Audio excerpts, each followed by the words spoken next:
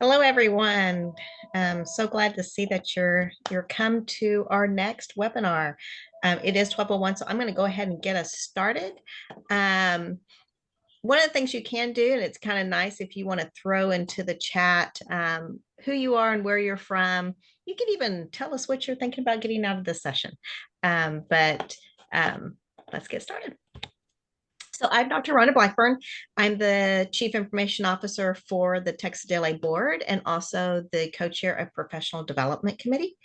Have done all these things, past TxDLA president, past USDLA president. But one of the things I absolutely love about these webinars is the love of learning, because every single one of these, I find out something new, even today. So my co-chair is Kelly Irwin. She was not able to make it today, but I did want to give her a shout out. She is amazing. So with our TxDLA bite-sized learning webinars, if you got it from a link or from an email or looking on LinkedIn or Facebook, and you're not sure exactly where you got to the webinar, if you go to txdla.org and click on learn, then you can go to our bite-sized learning and see the ones coming up and register as well there. Today, we are going to talk about AI-enabled and resistant online classroom, a practical guide to multimodal learning and AI-powered chatbots. That was a very long title that we created there, Marcus.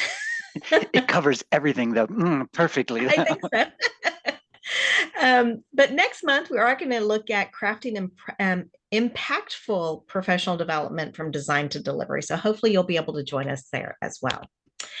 I want to remind you, unfortunately, you missed the face-to-face conference if you weren't there. If you were, hopefully I had a chance to be able to talk with you, but really hope that you can make our virtual conference. It is April 22nd through the 23rd, and there is still time to register. So go out there and let's see you there.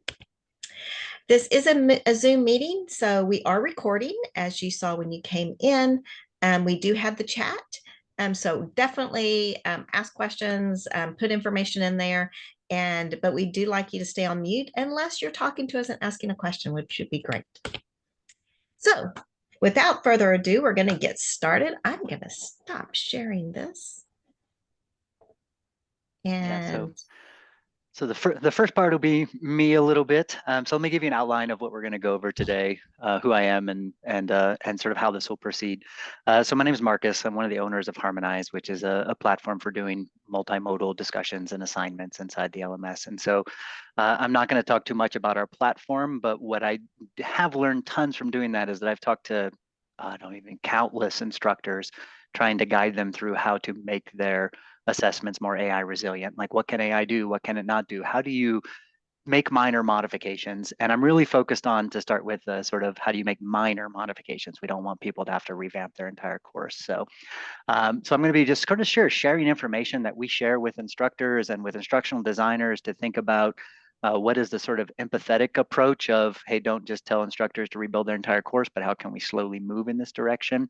And then as this webinar proceeds, we're going to shift more into the also embracing AI front, because I'm going to start with just taking what we have and modifying it to be a little less fragile to AI, but then we are going to get into the, Rhonda has done some really cool things with chatbots with her students, and module-based chatbots and such, and as well as some clarity of communication and when you're approaching these things. So that's kind of the transition of this. It's going to be, first, what do we have? How do we make it a little safer, while we then go learn as a community and start to learn how to embrace AI and have some examples from that. Logistics wise, we have David Green with us, who's going to be helping in the chat as well. He spends a ton of time talking with instructors as well. He also is really good at interrupting Rhonda and I, because we will get on a roll and forget to check the chat, forget to do anything. But if you have a question, you have two paths. You can put it in the chat.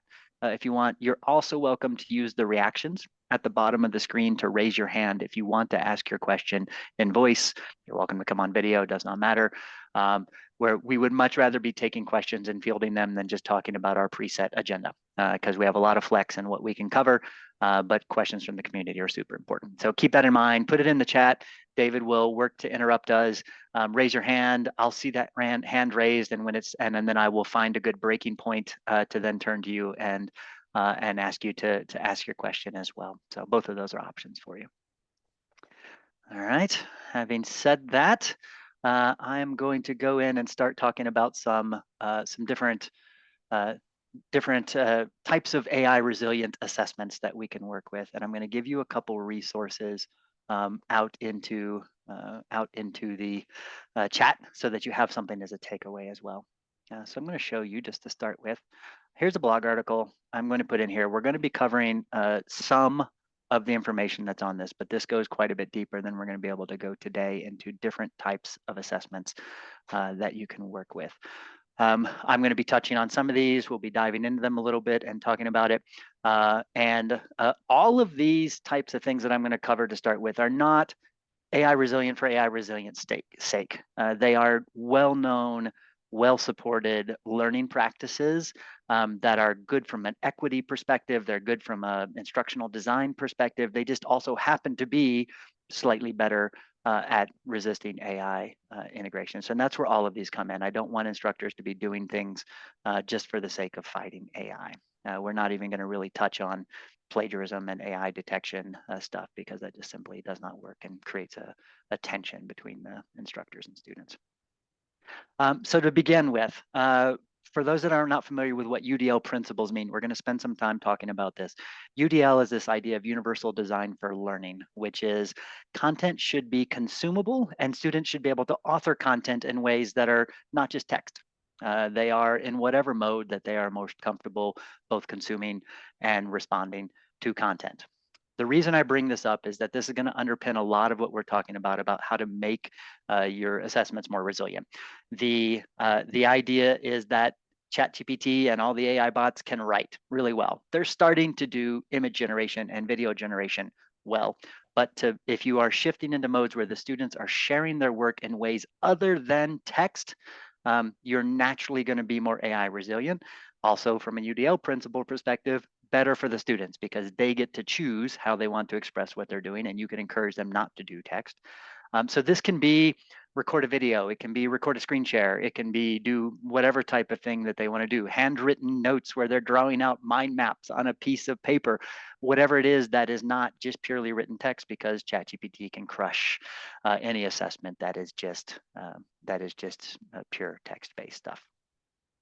So I'm going to walk through a few of these. This is one of the few times you're going to see Harmonize. I'm going to show you what some of these look like because they're examples that I've spoken with instructors with.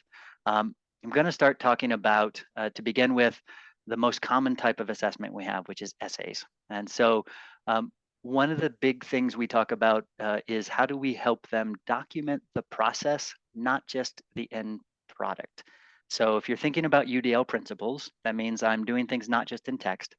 And if you think about documenting the process, it's not just about me, telling you, oh, I did this outline and here's my essay, I'm done. It's like, well, let's actually get you to build a mind map. Let's actually get you to build that mind map on a piece of paper if you want. Let us get you to actually outline what it is that you're wanting to do and what kind of citations do you have. So can we still deal with different examples from essays? Can I get you to actually screen share your essay, your draft essay, and talk about where you're struggling and what's going on? All of these things are not about the final essay. These are about the learning process that the students are going through. And if you can get your students to document these, you can still have them turn in a final essay. So you have all of these assessments that are essay-based. Stick with those for now. And have them turn in that final essay, but have them also turn in different artifacts that allow them to see what's going on in the process. This does amazing things, both from a learning perspective, because you're getting your students to think as they go, document as they go. You're actually getting them to follow a writing process, which they may not do or may choose to just dive straight into the essay. But then if you read the essay and you're concerned that it's not their work, you can refer back to the process as it was documented to be able to then dig in a little bit deeper with that student. So you don't have to consume all of these. I don't have to play every single screen share of the student as they're sharing their essay. But can I get them to do things that are not purely text-based, even if it's just snapping pictures with their iPhones because they have those, and then document that along the way.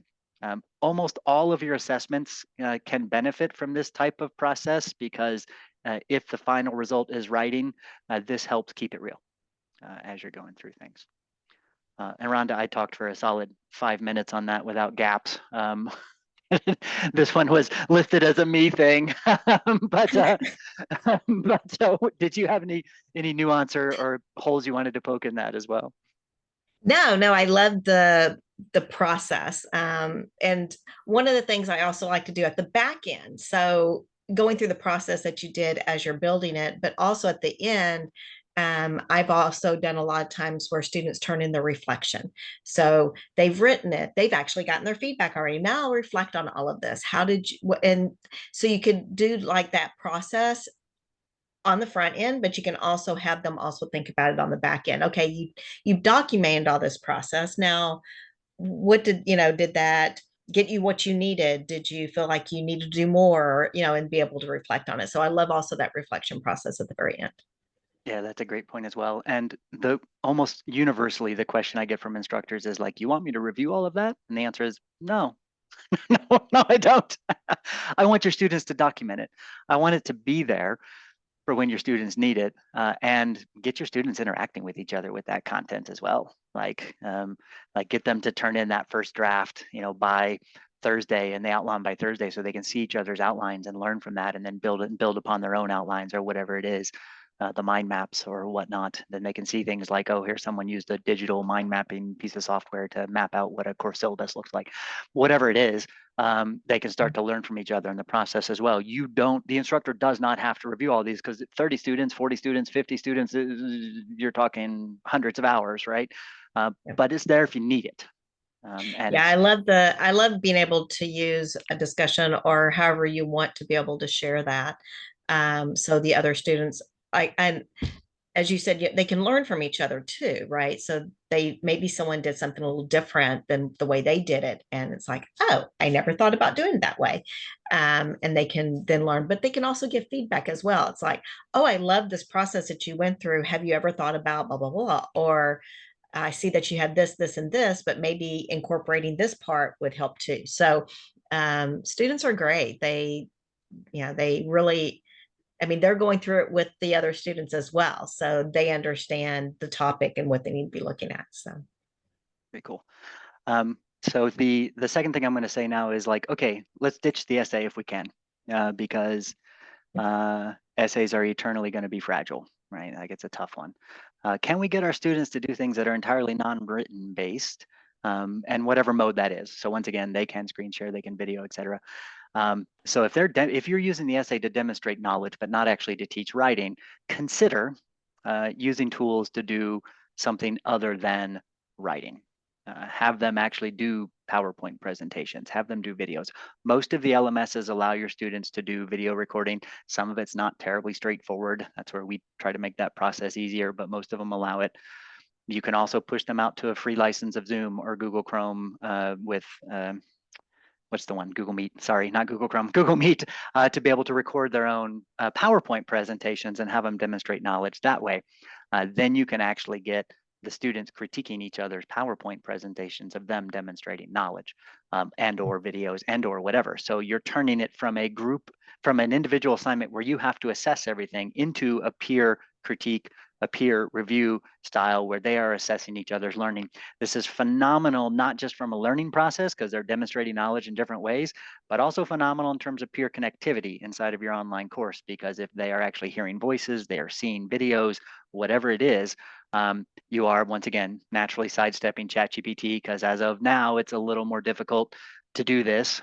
Video of myself leaning across my desk, talking about things, but is pushing in that direction away from text only. So as possible, start to cherry pick the things that don't have to be writing and move them to something other than writing. I've seen some great examples of this. Cody Moyer from Polk State did a PowerPoint presentation as part of their student orientation. He did a whole presentation on it for with USDLA, talking about how they would do a capstone project at the end that was a PowerPoint presentation tying everything together. which means they had to pay attention in the earlier modules to learn the stuff. They made it personal to their own life. So the more authentic it can be to me, the less easy it is for AI to be able to contribute unless I'm willing to let AI make up stuff about myself, which I may be, um, and then go from there. These are much more motivating, and really what we need to do is get that sort of intrinsic motivation thing going on, where it's like, here's an interesting thing you can do, students, so you don't have to just try to chase the grade and get an AI essay written and those types of things. Yeah, one of the things that I have had students do is it's a technology class, so they have to work with different apps throughout the semester. And at the very end, we actually put together as a group a rubric on how to evaluate different applications if you're going to purchase it, right? And they have to go back and actually use all of the applications that they used. So, they had to load those well enough to be able to evaluate them, but also it gets put into their final project too. Yep. And so a little later on, I'm going to go into how to use AI to build some of these. So we're going to shift a little bit into embracing AI now. There's a lot more examples that you can dig into in that blog article that I put out around how to sort of adapt process, how to do different learning types. There's things like doing document annotation, there are private reflection journals, group activities, those types of things to help start to transition your assessment. So there's a resource there for you to brainstorm and think about. I would also say if you haven't used AI, definitely need to go play, right? Because you need to know what your students are doing. That's where Rhonda's going to cover a lot of this as well. But you also can use AI to help figure out how to do this, because a lot of times it's a creative, what's the writer's block, right? To where it's like, I had this essay. How am I supposed to give student choice and move that into a PowerPoint? What am I supposed to be doing? Um, I'll demo some tools of what it's possible to do with that, and then sort of later on, and I'll show you how to play with that as well. So if you're thinking like, how do I actually move those things, and what that wasn't concrete enough for me, we'll take some of those and use them as examples. I'm bringing this up now before I come back to it, because if you have a particular troubling example that you are thinking right now, I don't know how to do that, throw it out in the chat, and I will do my best to use that to try to transition it to a different assessment type other than writing. So feel free to put those out in the chat, and then I'll pull those back in. And if it's too hard, I might be like, Uncle, good luck. But I'll do my best to grab one as we go through. So now let's shift mode into embracing AI. And I think this all starts with your institution and institution policy. So Rhonda, if you want to jump in on this one. Yeah, one of the things that I would encourage everyone is to go and find out if their institution does have an AI policy.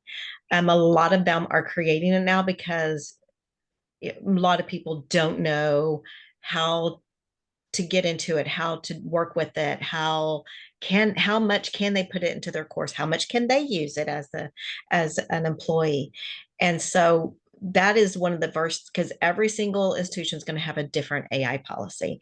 So I actually teach at the University of Maryland Global Campus, and I think almost at the very beginning, right when AI came out, they put together an AI policy, and it wasn't just for the instructors to know how can we incorporate into their course, but also for students to kind of guide them on what that looks like. So as an instructor, we have actually incorporated in some of our rubrics. So, basically how much of AI was being used within this, whatever it was, a project, or if it was a paper, if it was a discussion, we put it, it's in my discussion rubric right now. So that way, um, you know, and I've it's been an opportunity for me to have a good conversation with students. It's like, through the feedback with the discussions, it's like, how much of this was actually, you know, did you go to AI first, which is fine,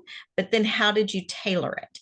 And so one of the things is really helping students understand how they can use it. And the AI policies within your institution can definitely guide you there. Unfortunately, I can't talk about a specific because they're all different, but definitely go and look at what your policy is at your institution, and then how much of that is for your instructors or staff, and how much is it for the students? And so that way, is it also guiding the instructors on how they deal with it with students? Because um, there's people are, I can't even think the academic integrity boards and things like that. Um, what does that look like? And, how do you as an instructor deal with it before it actually goes to that point? So just And like any cheating. So go ahead. I probably shared this too soon because people started asking for this in the chat before you were wrapping up the institutional policy. But You're but good. you but you started to drift into communication with students. And there's this Yep. gentleman I follow called Leon Furs. I'm not sure I'm pronouncing his name right, but he has broken this down into like, here's how you communicate with students. The AI assessment scale. I put this link out in the chat for you because there's going to be variation inside of your own class on what you're comfortable with in any given assessment. And so if you're embracing AI, the very first thing you need to do is to be very clear with your students. This is AI. This is when I'm happy to have you use it. Here's when I'm happy to not have you use it. Here's why. Like this one is no AI because it's important because I need you to do XYZ. And therefore I don't want you to use AI because XYZ, whatever it is. But I found a lot of people have really appreciated this scale because it breaks it down into 5 distinct phases. Like this is completely forbidden. You can't use AI versus use it as Rhonda was talking about in the planning process. You can make it part of your rubrics as well. But this can help you be very clear with your students. This is an AI exploration activity, or this is no AI activity. I've seen instructors actually change their, how Quality Matters says we should do these introduction topics, right? You should introduce yourself to the class, introduce each other. They use those as AI exploration topics now. So they'll say, don't just introduce yourself, build an AI avatar of yourself or write an essay using AI describing yourself, because then you have to learn how to prompt it to get it right and to have it write things. And so we are embracing AI up front. That's a low stakes assessment. That one would even be auto graded in Harmonize of like, yeah, you got your stuff in. That's great. I don't care about your quality. I'm just trying to get you to interact and think about it. So you can kill 2 birds with 1 stone. Do a Quality Matter style introduction topic, have them start to play with AI and be very clear up front that this is an AI exploration activity. All activities are not going to be like this. Let's have some critical thinking about, hey, how AI is going to impact this class, this subject matter, and let's use that to introduce ourselves as well. So this is out in the chat. A lot of instructors find this handy because it's just easy to label with your students. He's given very big, bold things that you can put at the top of each activity. This is a AI planning only activity, documented as you go. And then have them actually share what they did with AI. You actually can, let me just go back and show real quick. You can actually share ChatGPT logs as you're going through. It has a way to share it, and you can actually then click through and see the whole chat session.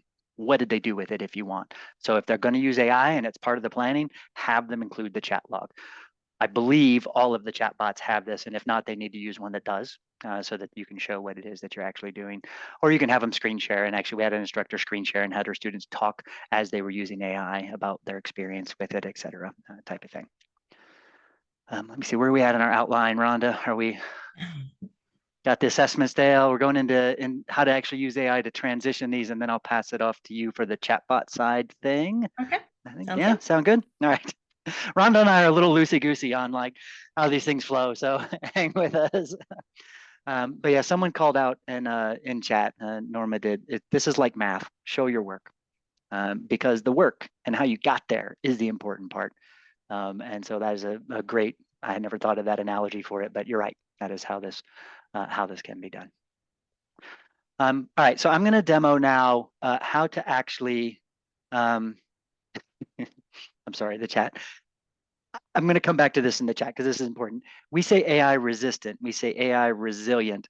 It is impossible to make an AI proof assessment. So the best we can do is try to make the assessments more interesting so they're intrinsically motivated to do the work, make it more difficult or make them show the work along the way. But AI is going to be such a part of our lives that honestly, we can't shut it out entirely. You can't totally stop students from using it. So that's a great point. Like all of this is still beatable. From a smart student who's dedicated to delegate the work to AI, they are going to be able to delegate large chunks of this work to AI as they go through.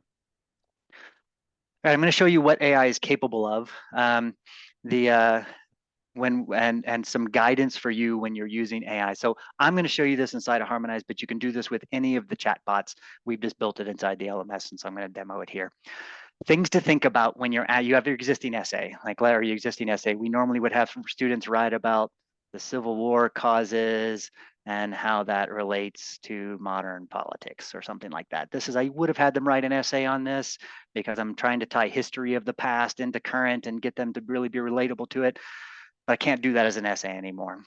So I can be like, well, first off, I need to know where are my students at. So when you're prompting AI, if you're familiar with Bloom's taxonomy, it's a good way to get a feel for what we call complexity level to try to simplify it. This idea of like, where are my students at? Therefore, what kind of activity am I trying to get my students to participate in? If you are not familiar with Bloom's taxonomy, you can read it here in our app, or you can just, when you're talking with AI, you can be like, explain it to me. Or tell you what, I don't know.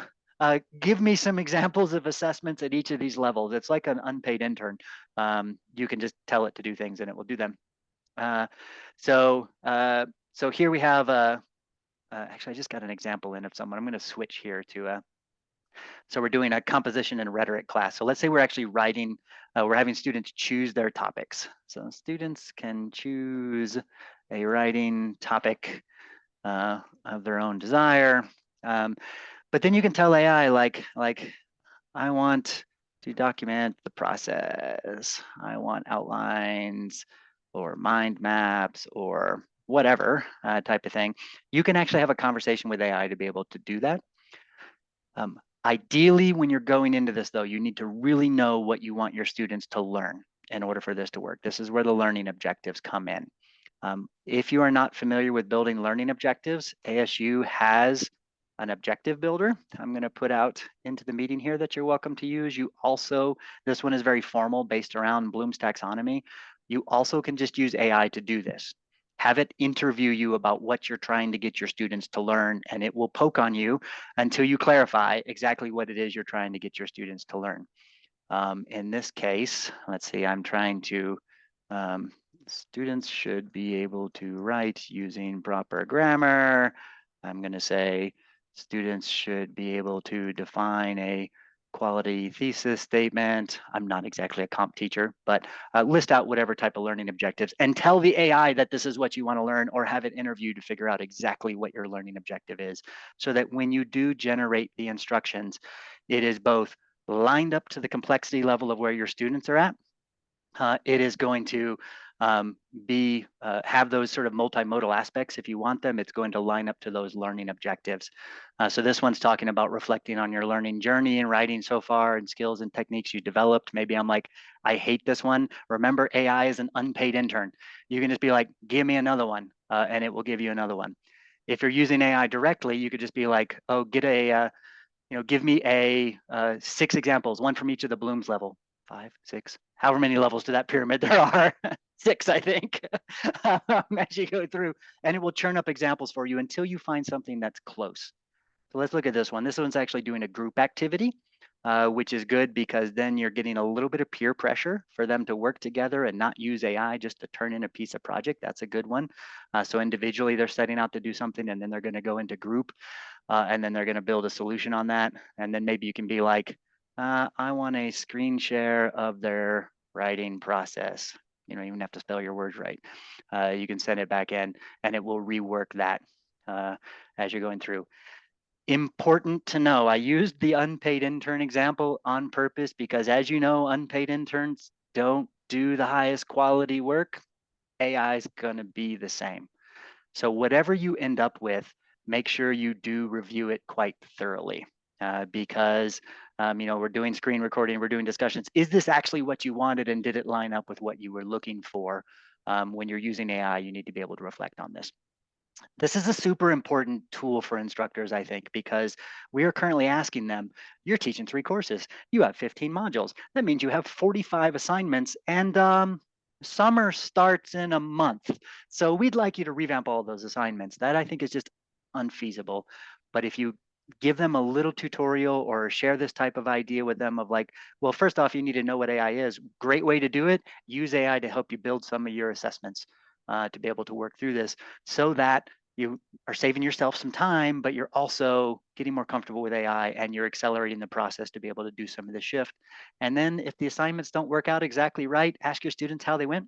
We're all in this together. You shifted it this way because of AI. You didn't want them to use AI. How'd it go? Do you feel like it accomplished learning outcomes? Revamp it a little bit by little bit, semester over semester, until a year from now, a year and a half from now, you have a course that the students love and you love, type of thing. So one of the things I also like to do is almost take my exact same prompt, but put it into several different AI tools. So I would use ChatGPT and I would go over to Gemini, then I would go over to Copilot. I mean, wherever it is that I would go and see what, because they're going to give you different answers, they're going to format it different. One of the things that does is it gives you an idea of the way the chat bots are giving you information back. So if students are just copying and pasting it, then you kind of have that feeling that this looks very AI-ish, right? It's the way it's put together because like, ChatGPT loves its bulleted list and it loves to give 3 every single time, so there's certain things that This one gave 4, Rhonda. I mean, oh my gosh, it gave 4. But sometimes, so that, but playing with it, kind of like Marcus said at the very beginning, this go play with it and many of them, multiple tools as much as you can. So you get a feel of what those are giving back to you and how they're giving it back to you. So. yep. One last thing on this instructional design front before we roll back over into Rhonda's doing, I think, some much more creative stuff of like really leaning into AI chatbots in our class and such. I'm just kind of here on the instructional design side, making this stuff do some work for me. You can have it build rubrics for you. And so, but I recommend doing this in a 2-step process, at least 2, but 2 to start with. You can ask it to pull out the left side of the rubric for you, and it will go dig into the instructions. So if you paste in the instructions, you're like, I need a rubric for this, find the main 4 things I'm asking for from my students. I'm going to turn off AI coaching for a second. So it'll find 4 things for you. Review these super closely to make sure they're actually what you want your students to be able to do. And if you put in a specific AI requirement, or even if you didn't, you can put it into the rubric here. You could add an additional focus area that AI doesn't give you and be like, AI use in the assignment. How did the student use AI and at what level, type of thing. Get this correct. And then you can roll on to the next step of the rubric building, because if this step is not correct, generate full rubric. If this step is not correct, your rubric's not going to be correct. And we have had instructors who have started to rely on this a little too much, didn't check the work. Remember, unpaid intern, didn't do the work. The students were like, wow, the AI coach, they're using the rubric to coach. It's a Harmonize features. Then they're getting bad coaching results. And then when I went and looked at the rubric, I'm like, oh, this rubric is way too advanced for what I wanted my students to do. So pay attention really closely to what it generates. As you go through. If you do this straight in AI, you're going to just have to copy and paste it back into your rubric. We put it into Canvas for you so that you can actually have it in there to grade with, but it's way quicker than building your own rubric. So keep that in mind, and it adds that clarity of what it is that the AI actually wanted to do. And then you have the full breakdown of which level did they use AI at in this course, based on, you could even give it the assessment scale and say, this is a no AI or whatever type of thing assessment scale. Yeah, and also like the idea of putting in there what level you're at. So are you teaching, K-12? Are you teaching at a community college? Are you teaching at, graduate level? So that way it does give you better feedback on what that rubric should look like. Yeah, the example I was just talking about where the instructor, she was teaching at a community college level, but she was teaching dual enrollment students. And so we generated a community college or higher ed level rubric, but she's teaching dual enrollment. She was like, I wish I could expect that from my students, but I cannot, type of thing. And so it's important I think that's a beautiful example. Just tell it, like, dual enrollment students, from And who you are can struggling. always do a higher level. You could do it where, there's all these levels, and actually your second to the highest is the one that is where you really expect everyone to be, right? And you could give extra bonus points or whatever, bonus points, but, you know, for people that are more advanced or, go above and beyond. So. And so now we're leaning even more into Rhonda's examples. So we've gone from take my assessment, make it slightly AI resilient, slightly more AI resilient, document the process, UDL principles. Then we went into, as an instructor, how do I use AI to help me change my assignments, change them around a little bit to be able to go through. Now we're turning it over to Rhonda, who's going into the full embrace AI extravaganza. What should we call it, Rhonda? Extravaganza? Is that right? Yes, definitely.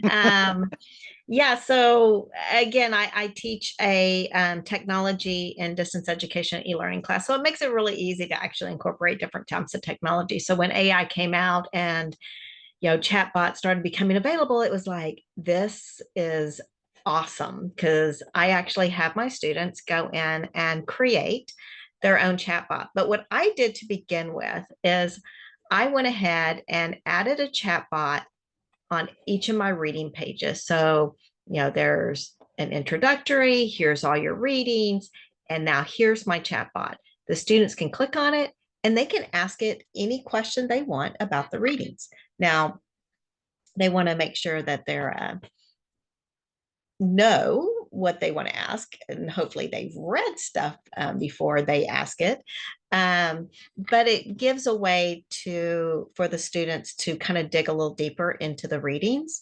So I have one of these for every single reading page there is. So when I created I did create it with Poe, and when I created it, I um, had links to all of the different readings, so it knew what the readings were, and then any of the information I had ahead of time. And so, nice thing is I could upload it into Poe, and it knew exactly specifically that I wanted it to talk about that particular those particular readings, and not just anything that they want to. um, Can you describe what Poe is for people real quick? Yes. So Poe is it's um a oh my gosh. It's like Chat GPT. I mean, it's an agent that you can use. One of the things you can do with it is create a chatbot for yourself. Um, but you can also interact with it just like you can with ChatGPT and Gemini and Copilot and any of these others, and also the ones that Harmonize has inside their tool. So Yeah. And um, specifically, the thing that was neat about it is that it actually is a layer on top of a lot of the chatbots. So yes, instead of going straight to chat, having to choose, go to GPT or go to Gemini or go to whatever, Claude, whatever other one you've heard of, this one is kind of is it free? Is that right, Rhonda?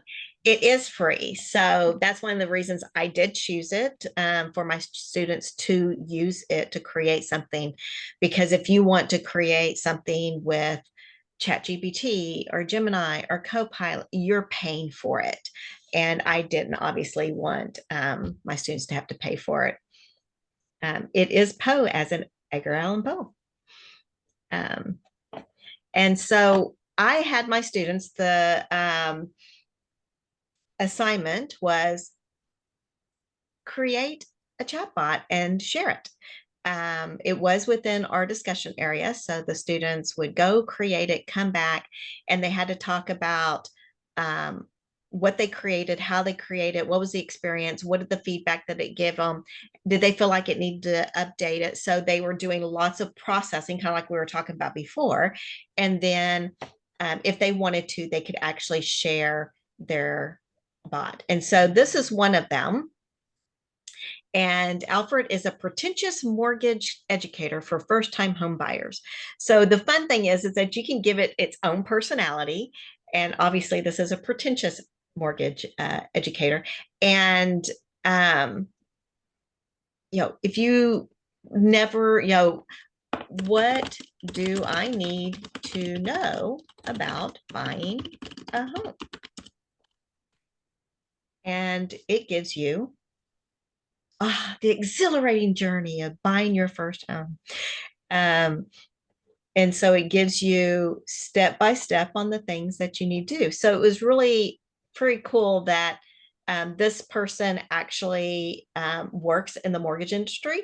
And so she's like, oh my gosh, these questions are things that people ask me all the time. So I can actually have this available for them so they can go in um, and it just keeps going and going and going.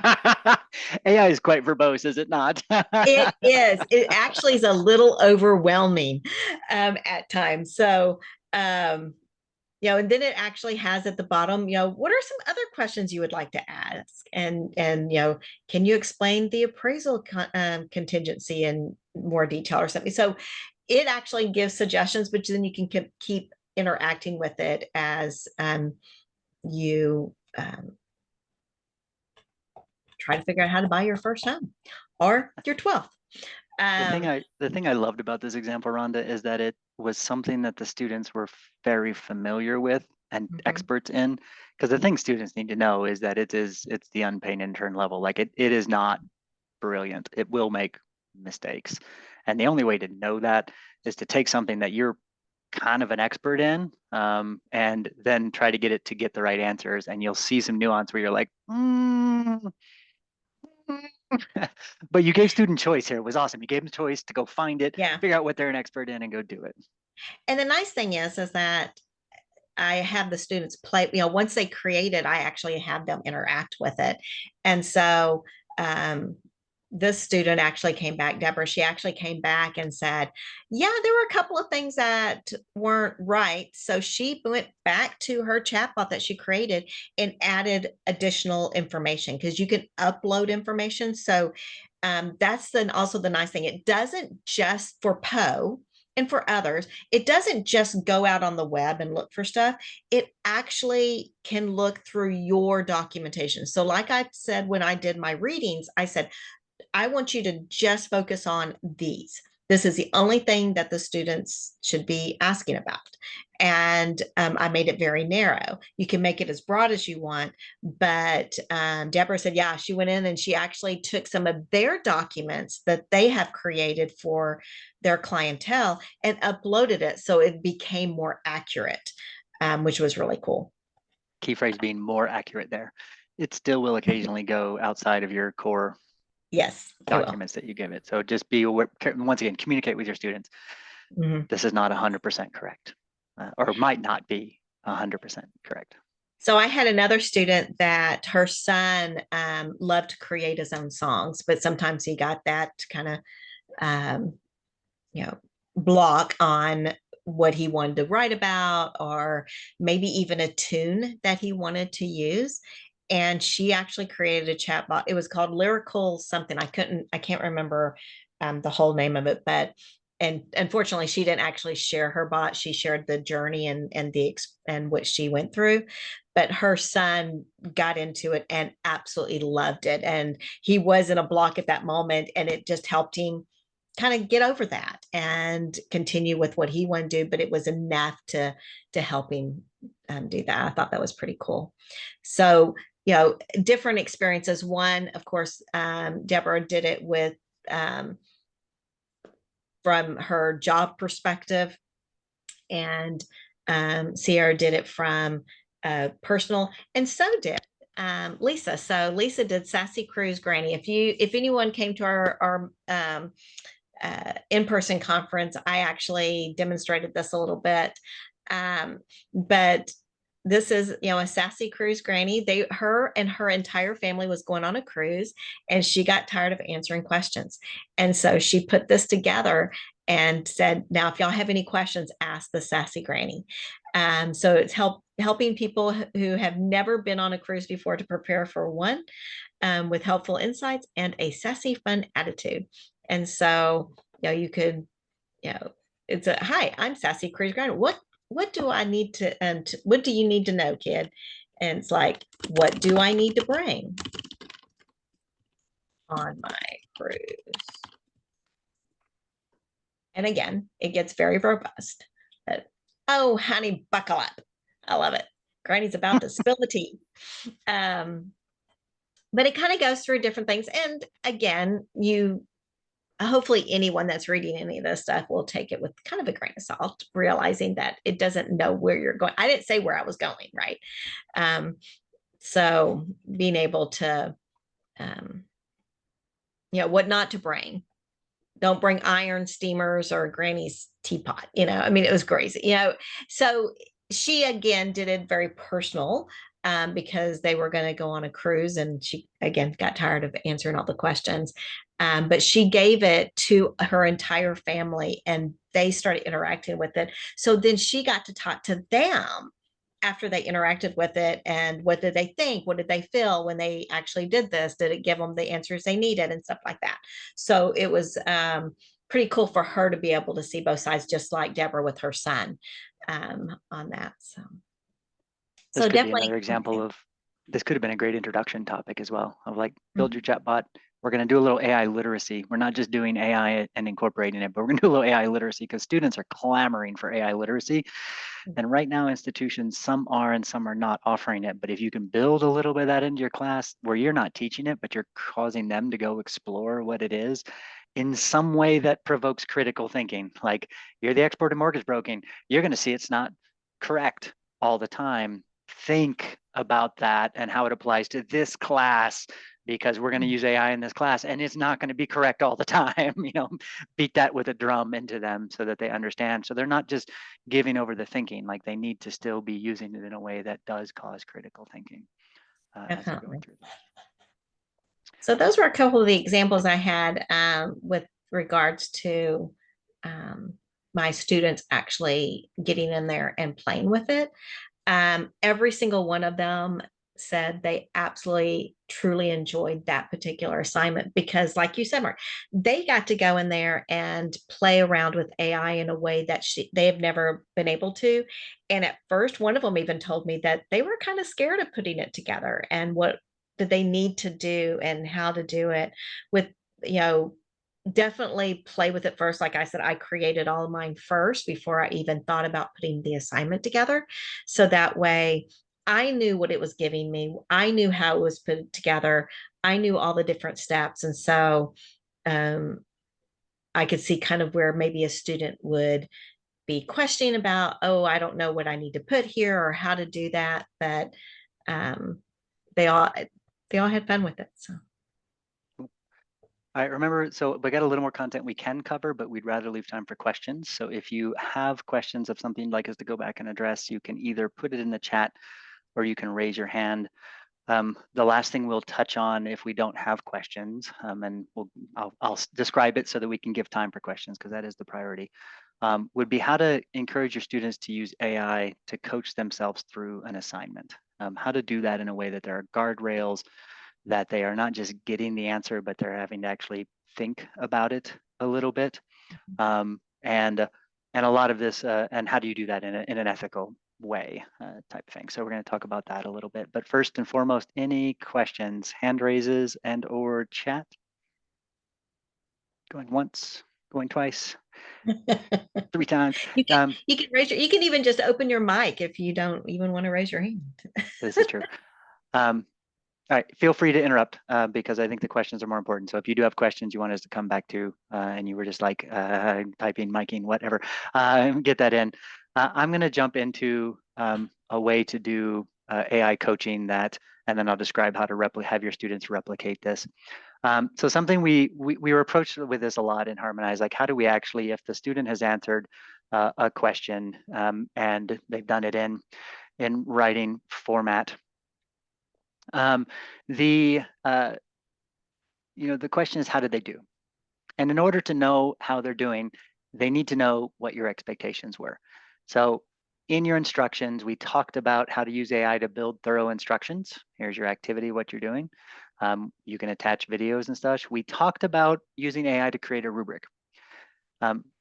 Rubrics, traditionally, it's like, oh, how do we remove bias in grading? How do we make clear student expectations?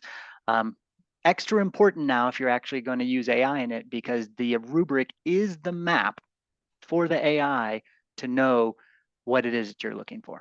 So if you are in one of these AI assessment phase where it's like you're collaborating with AI or you're using AI for revision or whatever it is, it's really important to have a rubric because AI is going to need to know exactly what it is that you're looking for.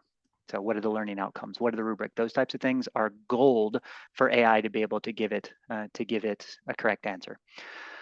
So what we've done is we basically let the students do this from within the LMS. So like, hey, I've written this. I want to get some AI feedback. We are going to show them the rubric and we're just going to show them how they've done on the rubric. And you can recreate this in the standard AI tools, although there'll be less guardrails because who knows what students do when they go out to AI.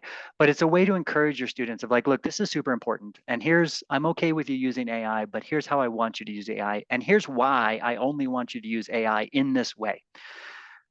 Because AI can look at the rubric and then it can even give the student a little bit of a rating on how they've done on each of the rubric criteria. And if they continue to iterate with it, it can tell them whether they are getting better or worse or flatlining. We encourage you to not have it actually tell them what's wrong. If you can get them to stay away from this, we do this in apps, so we don't tell them what's wrong because we don't want them to just be spoon-fed the answer. You want them to stop and think, okay, my creativity and originality is not great. The rubric said this is what I was supposed to do. Have I done that? And if you can get that sort of intrinsic motivation for your students to be able to say like, okay, great, I actually care enough about this that I'm willing to go through some revisions, they can approach it this way.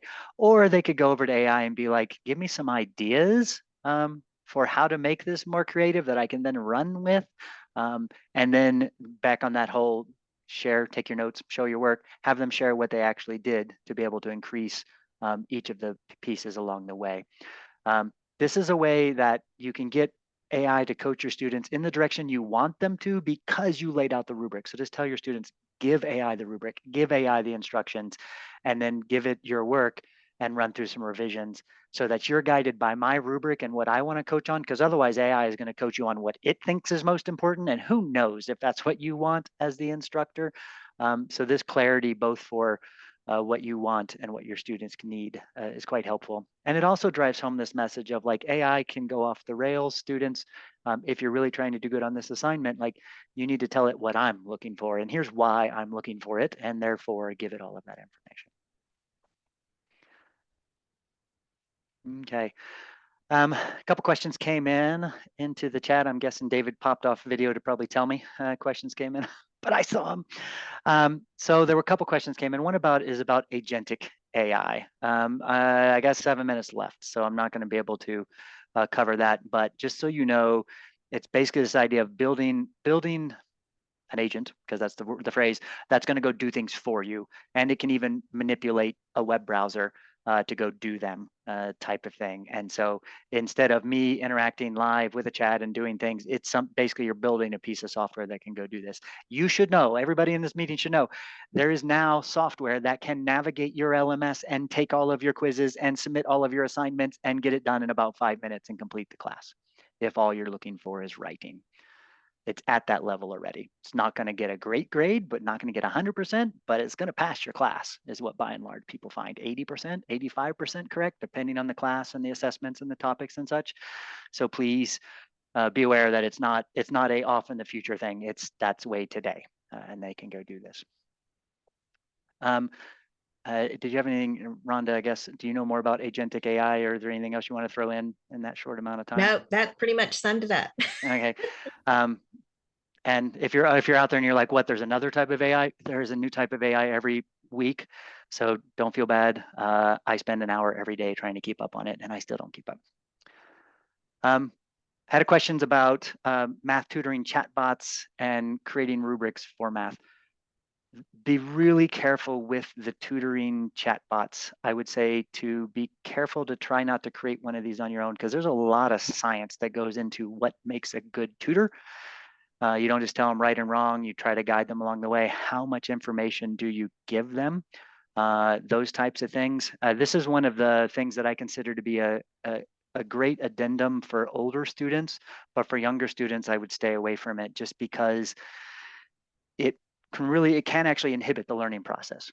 if it's done incorrectly, because a tutor is very much a guide on the side, nudging only when there's been enough productive struggle. How do we get them to be able to proceed and learn on their own and guide them through this? AI does not have that sense built in. There are a lot of companies that are doing this. I don't have a guide as to which ones are the most reputable, but there's a lot of research that's showing that this may not be a good use case, or at least proceed with caution, because the science of tutoring is not well understood. It's more of like a human to human connectivity thing, which AI does not do. So please be careful with it. May I ask a question? Sure. I teach at the New York Institute of Technology, and I teach STEM courses of various kinds. I'm a physicist. And what I've seen today is extraordinarily impressive in terms of what you're trying to do to cope with all these various issues simultaneously. But as a teacher of STEM subjects, I feel somewhat orphaned by the fact that we're talking, and you were talking today about things that are not directly STEM related, which has a whole bunch of separate challenges involved, whether it's tutoring or whether it's instruction or whether it's simply a way of enhancing what we teach in classes and testing for that matter. Do you have any thoughts that would comfort STEM teachers that I could explore further beyond the things that you've said, which are mostly non-STEM related? Yeah, I'm going to be a little disheartening here in that the document the process stuff, the show your work in math can work, but you are truly in a tough spot, because how do you assess factual based learning? It's often done with exams that test for factual knowledge. And so the only thing to do is a rather large shift, which is that anything that is an assessment that would have been multiple choice, you have to have the students actually build a project, depending on, I mean, if you're in physics, this is tough, design an experiment that's going to do it. Even AI can do that for them. It is, I stayed away from it for a reason, because I don't have a solution for you. And I don't know, Rhonda, do you have? No, I mean, even if you get all the way to a coding class, I mean, AI does amazing with actually developing the coding for you. So Yeah, it's it's a tough one. There's a plus and minus. AI doesn't know things, so it will get the facts wrong sometimes. Like, there's this famous one, count the R's in strawberries. It doesn't do a very good job at that. So you're a little protected from purely factual knowledge, but on the other hand, like, man, it crushes math exams now. So it is getting better and better all the time. There is, David, I'm wondering if that math, teaching math online webinar that you did was more math and STEM focused, and Brian Fade, I think is how his name is pronounced, has had a bunch of information about how to teach those things online and about how to teach the thought process and such behind it. Do you think that's applicable to that question? You're on mute, or well, your voice isn't working for some reason. No, don't know. You're not on mute. I don't know why it's not working. Well, I'll maybe David grab that webinar and put it in a link. But to be fair, you're in one of the tougher positions, because you have to test factual based knowledge. Creativity is not as much of a thing, and process is not as much of a thing. We have a bunch of math instructors and engineering instructors that are having students describe how they solve a problem, and they'll talk through that in voice.